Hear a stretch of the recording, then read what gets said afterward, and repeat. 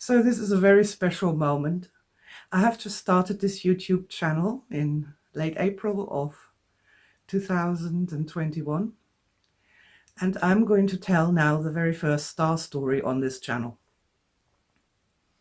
This is one of mine to get the ball rolling, and the reason I'm telling this particular star story is because on the Starmatrix Forever group I posted the question, what is the very first star story I should tell? I don't know. And somebody said, what is the very first entry in your book of stars, Silvia? And I laughed and I thought, ah, that's typical, isn't it? The elusive obvious. And so I opened my book of stars to see which one it was, and it is the land. My first entry in my own personal book of stars is the land. So this is the story I will tell today. This is a memory of a long time ago. My aspect was very young, about 3 years old, and she lived in a postal inn which was located at some ancient crossroads. Now there was one major road going across, and the old postal side roads, they were just paths between fields now. They were not used any longer. And on this night in the summer, the sun had not yet risen, but it was fairly bright already. This 3-year-old aspect of mine, 3-year-old little girl in her nightshirt, wandered out of the house and wandered down the old postal road.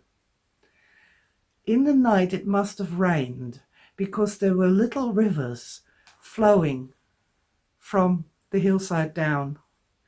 And the old postal road was made out of sort of mud and stones. And the little child, then I went and started to play with the rocks and found that you could rearrange the flow of the river, the miniature river, with these miniature rocks, which were huge rocks that the little aspect was moving. She was creating a landscape. She was deeply immersed in that. I was deeply immersed in that. And then the sun actually rose and sparkled off the little flowing rivers in that landscape that the child had created. And when that happened, she stopped and she turned and looked around. And the valley sort of dipped down and then up again. And she saw from the little stones in front of her to the landscape at the horizon. And she made that connection. She realized that we can move the land, that it's the same thing, that you can create reality. That was an extraordinary experience, and one which I have never forgotten. I've remembered it so many times when I was walking on a riverbank and there were the pebbles and the river. When water flashes on the sea, I remember that experiences. It's been with me all this time, and